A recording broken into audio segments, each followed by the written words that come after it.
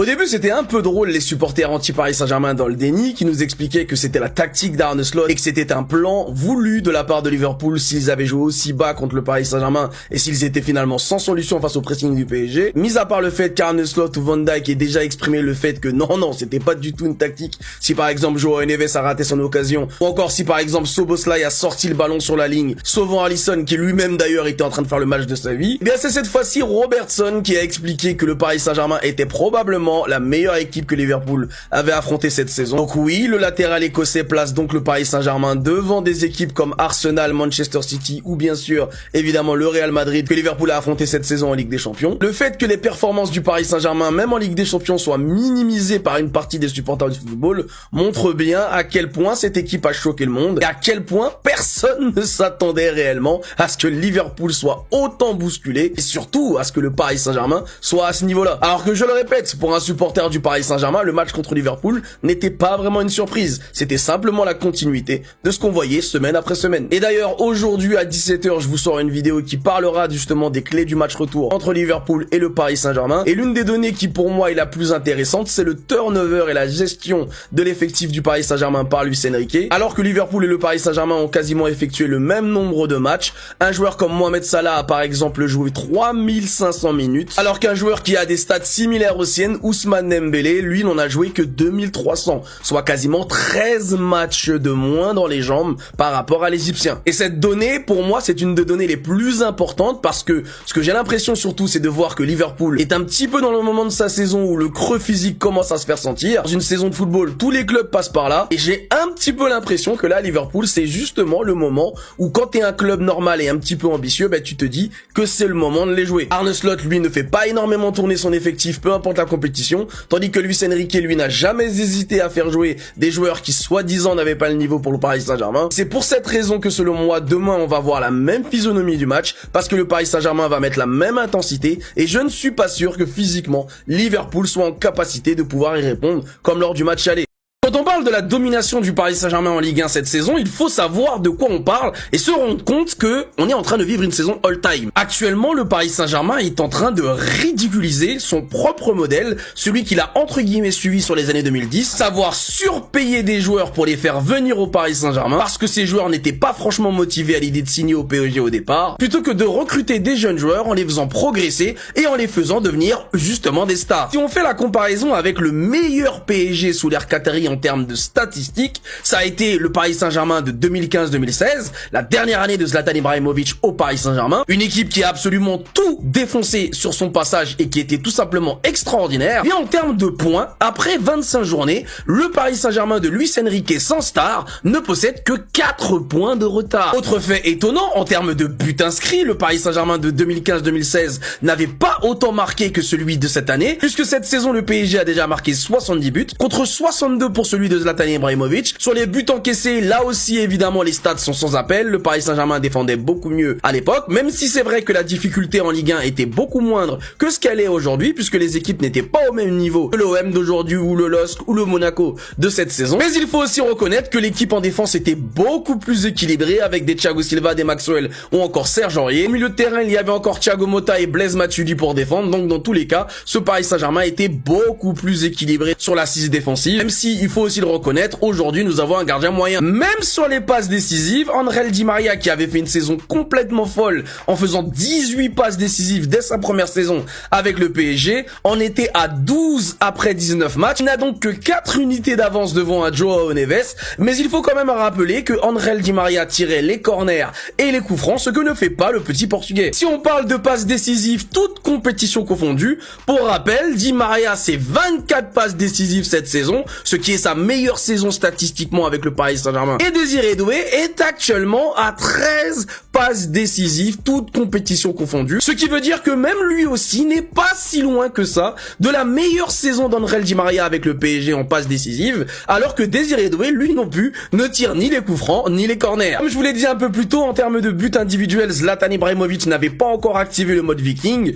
À ce moment-là, il n'était entre guillemets qu'à 21 buts marqués en 20 matchs, à peu près équivalent maintenant avec Ousmane Dembélé qui en est à 23 matchs joués pour 20 buts. Tout ça avec une masse salariale qui n'a absolument rien à voir avec le Paris Saint-Germain de cette époque, puisque la masse salariale du PSG n'est qu'à 120 millions d'euros contre 300 millions d'euros à cette époque. Pour rappel, au mois de juin 2023, alors que Lionel Messi, Neymar, Kylian Mbappé ou encore Marco Verratti et d'autres étaient encore des joueurs du Paris Saint-Germain, la masse salariale du club était alors de 650 millions d'euros. Vous laisse donc imaginer à quel point Luis Campos a très bien travaillé sur ce point. Et surtout, cela montre à quel point le Paris Saint-Germain s'est fourvoyé pendant une dizaine d'années à courir derrière des joueurs et en les surpayant pour les faire signer au club. Aujourd'hui, le Paris Saint-Germain fait donc une saison équivalente à sa meilleure saison statistiquement, en ayant fait fondre littéralement sa masse salariale et avec une équipe composée de joueurs que le club aurait sûrement snobé à l'époque. Luis Enrique, Luis Campos et donc Nasser El Khelaifi sont donc en train de complètement gagner leur pari, prouver qu'ils n'ont pas besoin de recruter de stars pour bâtir une grosse équipe performante, capable de soulever le championnat et de ne pas être ridicule en Ligue des Champions, tout en sachant que ces jeunes joueurs vont justement progresser et devenir meilleurs année après année, qu'ils passeront au Paris Saint-Germain. Tout ça sans que ça mette le Paris Saint-Germain en danger au niveau du fair play financier. Regardez comment il met les mains.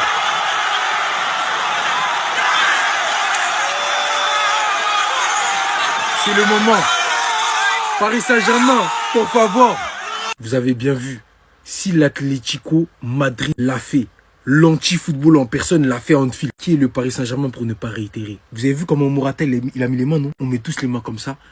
Por favor, Paris Saint-Germain. Moi, j'ai plus envie de voir Liverpool dans cette compétition. J'ai mes raisons, me demandez pas pourquoi. Donc, je me pose forcément la question de savoir qui sera le personnage principal. J'ai ma petite idée, mais quoi qu'il arrive, on veut voir le PSG s'imposer. Le mythe d'Anfield, il doit cesser.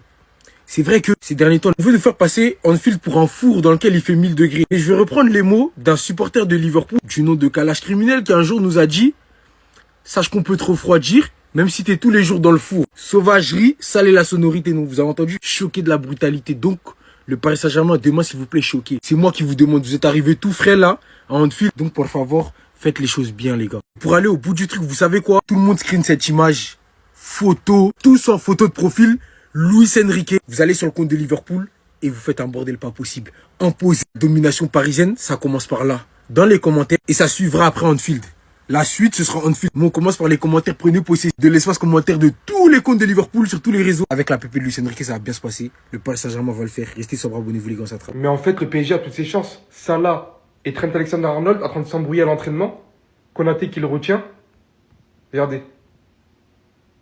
Mais en fait, là, il n'y a pas photo à dire que si, en plus de ça, lors de la dernière session d'entraînement avant le match, il y a des tensions ainsi sur le terrain. Déjà que lors du match aller, c'était pas fameux, le Paris Saint-Germain les dominait de fond en comble. En sachant que ce matin, Robertson a déclaré, le Paris Saint-Germain est une équipe exceptionnelle, probablement la meilleure que nous avons jouée cette saison. Nous ne pouvons pas compter sur Alisson pour jouer la partie de sa vie. À chaque match, nous devons être meilleurs. Bon, après, quand tu vois cette séquence et que tu vois que Salah rigole totalement, t'as l'impression qu'au final, c'est plus pour rigoler qu'autre chose. Mais moi, j'aurais dit qu'il ne faudrait pas rigoler autant, messieurs. Parce que eux, là, qui viennent d'atterrir, ils sont pas venus pour rigoler. Avec leurs 3000 supporters parisiens qui sont attendus à Anfield demain soir, la détermination qu'ils ont montrée lors du dernier match, ils sont venus concrétiser ce qui ne s'est pas passé lors du dernier match. Bien évidemment que ça sera très, très compliqué. On parle de Anfield. On parle de la meilleure équipe de la saison pendant un très long moment, même si elle a beaucoup baissé en régime sur ces derniers temps. Je pense qu'il n'y a pas un seul supporter de football qui là, à partir de maintenant là, même peut-être depuis ce matin, n'attend pas impatiemment le match de demain soir. Ça va juste être électrique. Je viens de tout comprendre. En fait, cette semaine, pour le Paris Saint-Germain, c'est la mort ou Chichi. En fait, je dirais plus, c'est la mort ou la vie. Parce que ces deux matchs-là, ils peuvent faire basculer la très belle saison du Paris Saint-Germain dans une saison plutôt délicate. Parce que s'ils perdent en huitième de finale contre Liverpool, après le match aller, qu'ils ont ultra dominé, ce serait une déception.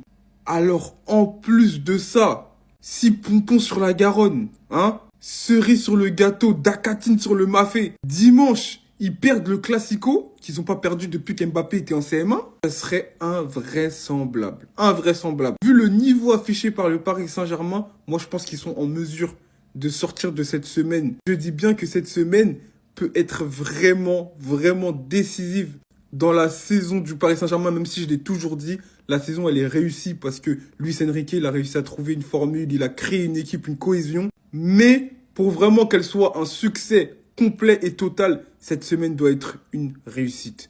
Une réussite, au moins 1 sur 2, au moins. Waouh! Les gars, je peux juste dire waouh!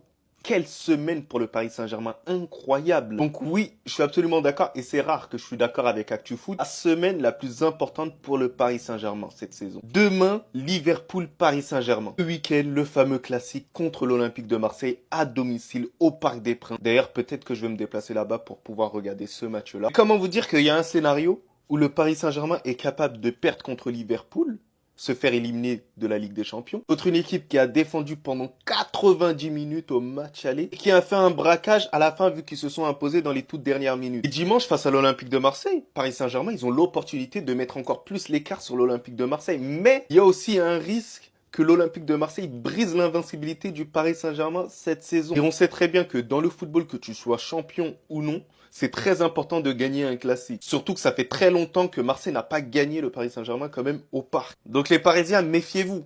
Parce que Liverpool à domicile, ce sera pas le Liverpool du Parc. Hein. Ce sera plus eux qui vont vous dominer. Mais sinon, en vrai, à toi. Moi, en tout cas, alhamdoulilah. Voici ce qui s'est passé la dernière fois que Liverpool a disputé un match retour de 8e de finale un 11 mars à Anfield. C'est ce qui s'était passé. Et vous vous rappelez très bien de cette soirée-là. Puisque c'était cette fameuse soirée où on a eu droit à cette fameuse vidéo, le cholisme n'est pas mort.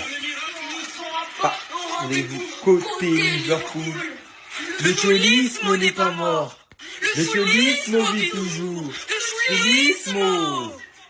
Diego Simeone. Figurez-vous que cette saison-là en question, Liverpool s'était fait éliminer en 8e de finale de Ligue des Champions et avait remporté la Première Ligue devant Manchester City avec 99 points. Donc du coup 18 points d'écart avec le deuxième. Et là, actuellement, Liverpool, encore une fois premier de Première Ligue, avec pour l'instant 15 points d'écart avec Arsenal, mais on sait que ça va se creuser encore. Comme quoi, est-ce que les planètes ne sont pas alignées pour le Paris Saint-Germain? Est-ce un signe? Moi, je vais y croire, je vous dis la vérité. Surtout, on a vu le match aller, on sait que c'est possible en vrai. Et moi, je compte notamment sur Kvara. Je le sens bien, je sais pas. C'est tellement un joueur de fou, ce mec. Et il est encore dans sa phase d'adaptation, il comprend même pas le français et il est déjà énorme. Croyez-moi que de match en match, il monte crescendo et je pense que ça peut vraiment être un des tournants du match face à Liverpool. Moi, j'ai confiance en lui. Kvara, fais ton taf, s'il te plaît.